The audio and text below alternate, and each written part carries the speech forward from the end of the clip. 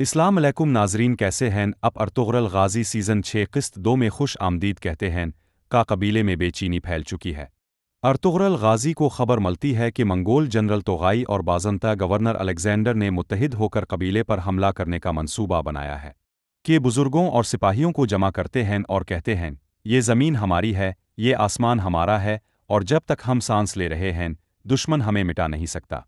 بازنطہ camp میں general Alexander اور توغائی کا قبیلے کے لیے ایک خطرناک جال بچھا رہے ہیں۔ وہ ایک قریبی قبیلے کے کچھ سرداروں کو خریدنے کی کوشش کرتے ہیں تاکہ وہ ارطغرل کے خلاف ہو جائے۔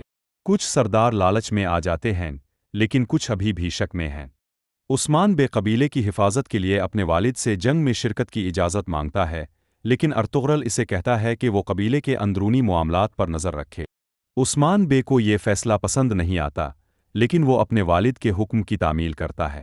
بامسی اور عبد الرحمن غازی قبیلے کے اندر ایک جاسوس کا سراغ لگاتے ہیں۔ وہ اسے پکڑ کر ارطغرل کے سامنے پیش کرتے ہیں۔ ارطغرل اسے کہتا ہے جو اپنی زمین اور بھائیوں سے غداری کرتا ہے اس کا انجام ہمیشہ عبرتناک ہوتا ہے۔ جاسوس آخر کار دشمنوں کے منصوبے کو منگول اور بازنطہ فوج ایک ساتھ کا قبیلے کی طرف بڑھتی ہیں۔ ارطغرل اپنے سپاہیوں کے ساتھ جنگ کے لیے تیار کھڑے ہیں۔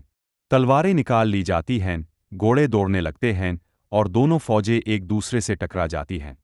عثمان بے، جو قبیلے میں رہ کر حفاظتی اقدامات کر رہا تھا، دیکھتا ہے کہ کچھ دشمن جنگ کے دوران قبیلے پر حملہ کرنے کی کوشش کر رہے ہیں۔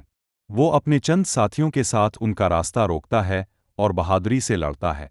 شدید لڑائی کے بعد ارطغرل اور اس کے جنگجو دشمنوں کو پیچھے ہٹنے پر مجبور کر دیتے ہیں، لیکن منگول جنرل توغائی کہتا ہے یہ جنگ ابھی ختم نہیں ہوئی ارطغرل، میں لوٹی گا اور اس بار تمہارے پاس بچنے کا کوئی راستہ نہیں ہوگا۔